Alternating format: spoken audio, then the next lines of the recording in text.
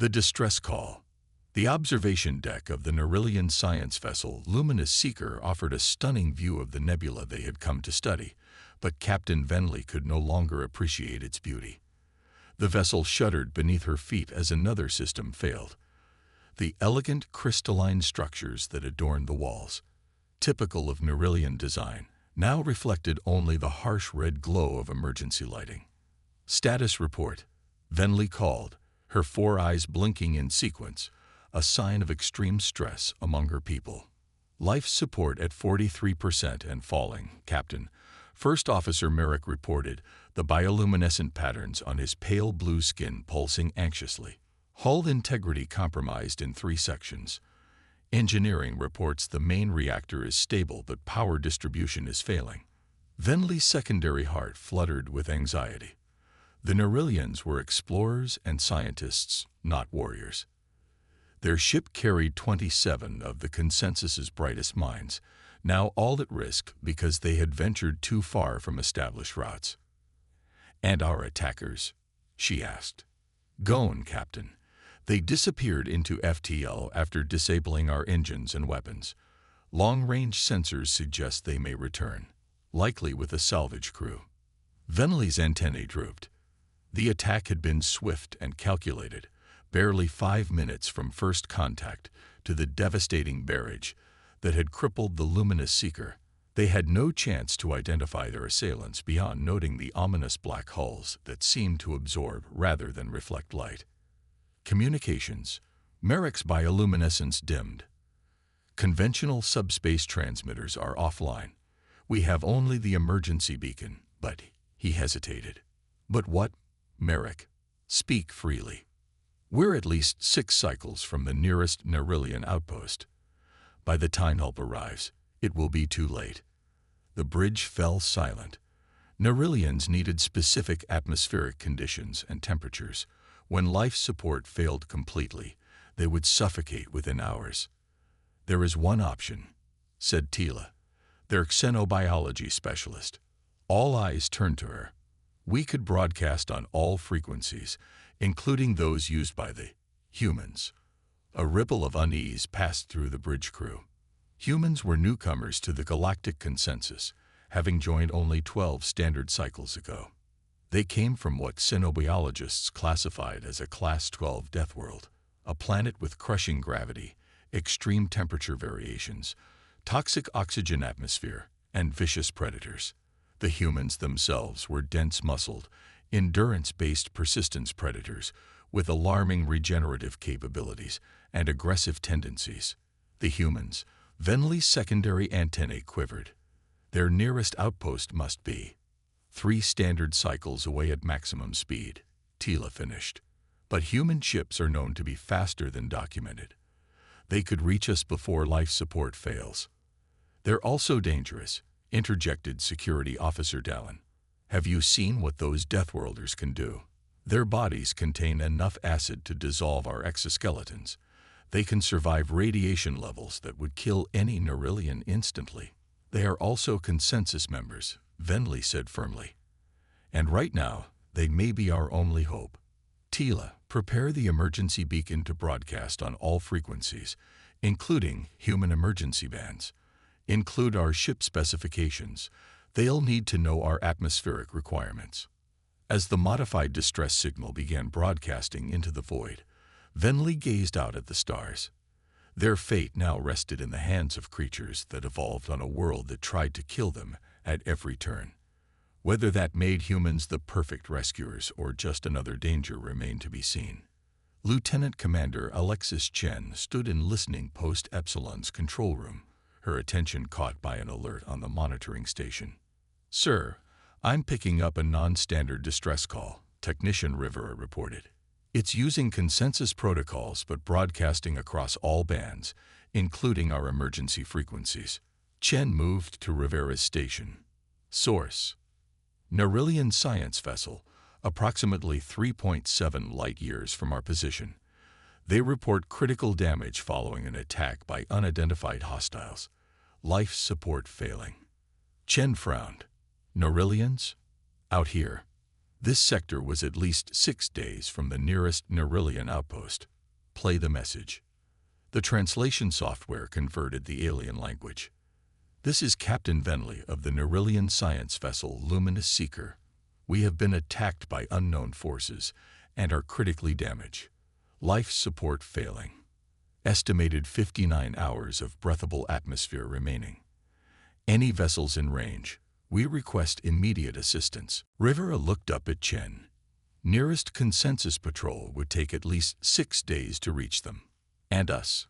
At emergency FTL, 47 hours, sir. Chen didn't hesitate.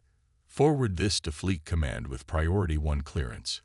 Mark it as a potential first contact situation with hostile elements. She paused. And add my personal recommendation that we respond immediately. Within 20 minutes, Admiral Takahashi's face appeared on the command center's main screen. Lieutenant Commander, I've reviewed your report. Situation analysis. Nerillians are oxygen processors, sir. Fragile by our standards, evolved on a low-gravity world with stable climate. If their life support fails completely, they won't survive. Their attacker's identity is unknown, but the attack pattern suggests pirates or raiders planning to return for salvage. Chen paused. We can reach them in time. The Admiral's expression remained neutral, but Chen knew him well enough to recognize the calculated look in his eyes. Earth Fleet had limited jurisdiction beyond their established territories. Technically, this was a consensus matter. But humanity's relationship with the consensus remained strained, with many alien species still uncertain about these newcomers from a death world. You understand the diplomatic implications, Commander? Yes, sir. This would be the first time humans have unilaterally responded to a consensus distress call outside our territory. Some might see it as overstepping. Takahashi nodded. And yet there are 27 sentient beings who will die if we don't act, sir. A thin smile crossed the Admiral's face. Prepare your response team, Commander. The Dauntless and Horizon will rendezvous with you in 30 minutes. You have operational command of the rescue mission. Sir. Chen blinked in surprise. This isn't just about saving lives, Commander. It's about showing the consensus who we are. Takahashi's expression hardened, and perhaps showing whoever attacked a defenseless science vessel what happens when you operate in space near human territory. 45 minutes later, Chen stood on the bridge of the UES Dauntless, a Valkyrie-class rapid response vessel, as it prepared to depart with its sister ship Horizon. The sleek, angular ships were among Earth Fleet's fastest, designed for quick intervention rather than sustained combat. All personnel aboard, Commander, reported Captain Marcus Hayes, the Dauntless's commanding officer.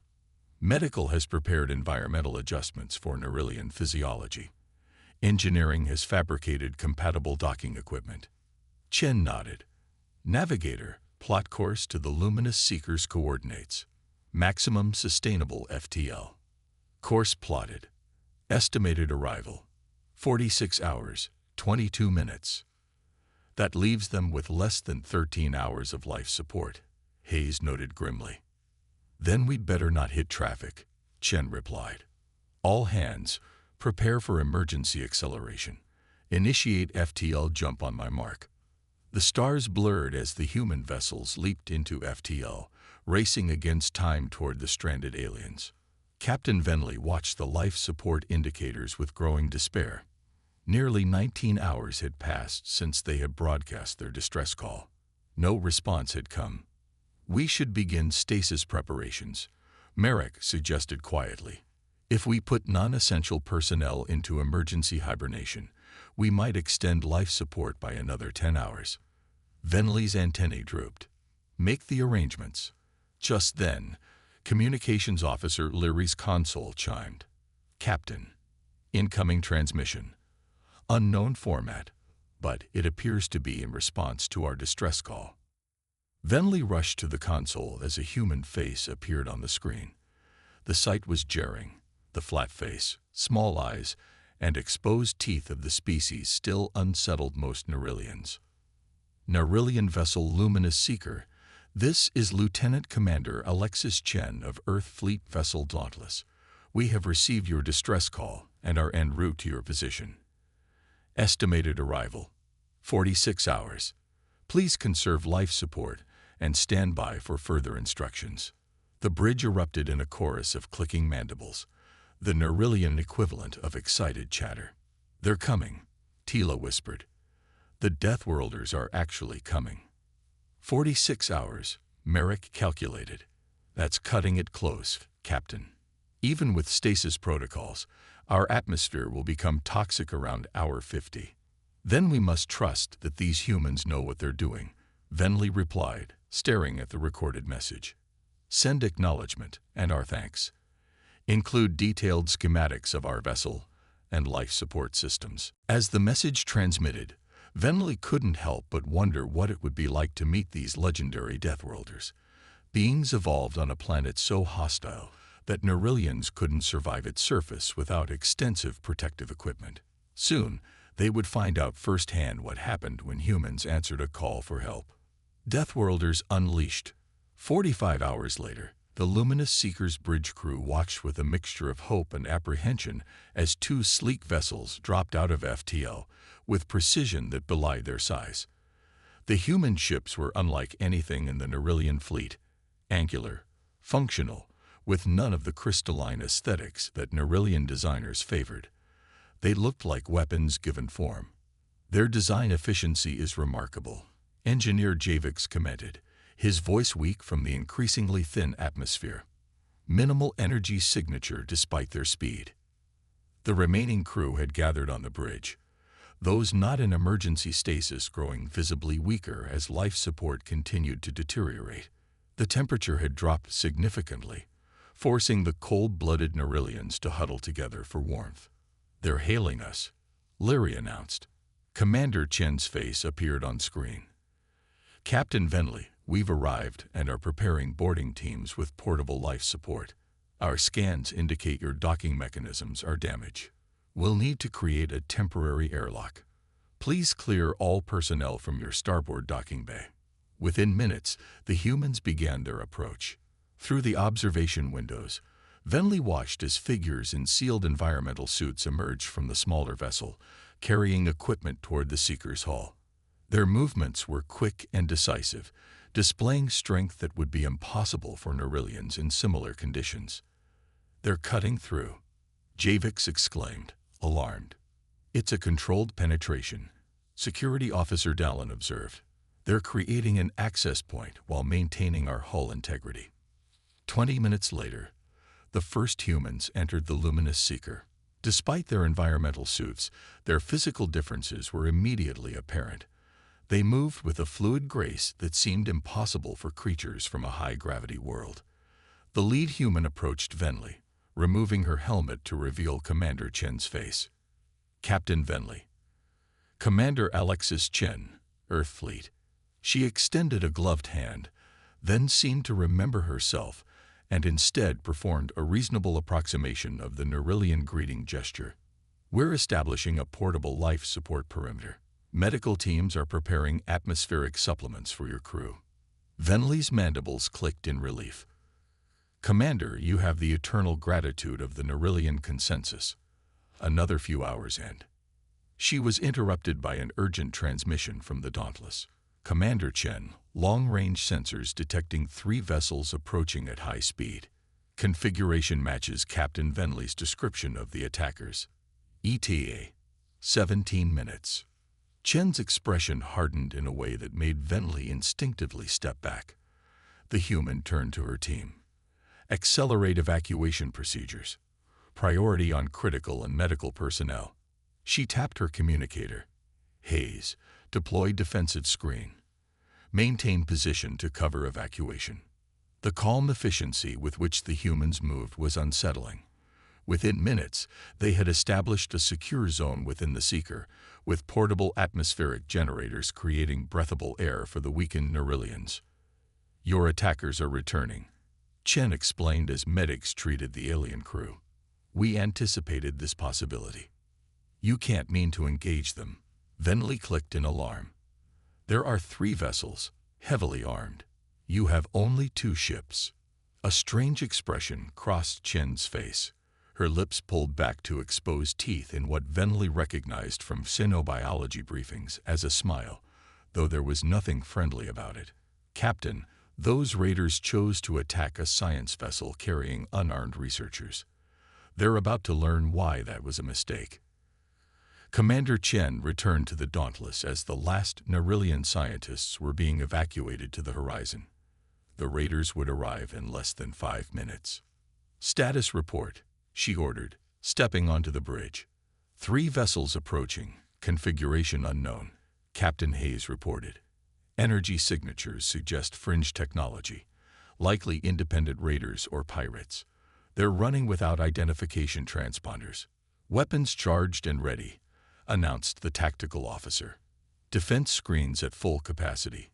Chen nodded. Open a channel when they're in range. Standard protocols. 1 warning, then we defend ourselves. The raiders dropped out of FTL in a loose formation, their black hulls seeming to absorb the distant starlight. They were smaller than the Earth vessels, but bristling with weapon mounts. They're scanning us, Hayes reported. Open channel. The main view screen flickered to life, revealing a humanoid figure with mottled gray skin and cybernetic implants covering half its face. Its expression registered surprise at seeing a human. This is Commander Alexis Chen of Earth Fleet. You have entered space where we are conducting a rescue operation. Your vessels match the description of those who attacked an unarmed Nerillian science ship. Power down your weapons and prepare to be boarded for investigation. The raider captain's organic eye narrowed. Humans, this far from your territory. This matter doesn't concern you. The Nerillians trespassed in our hunting grounds.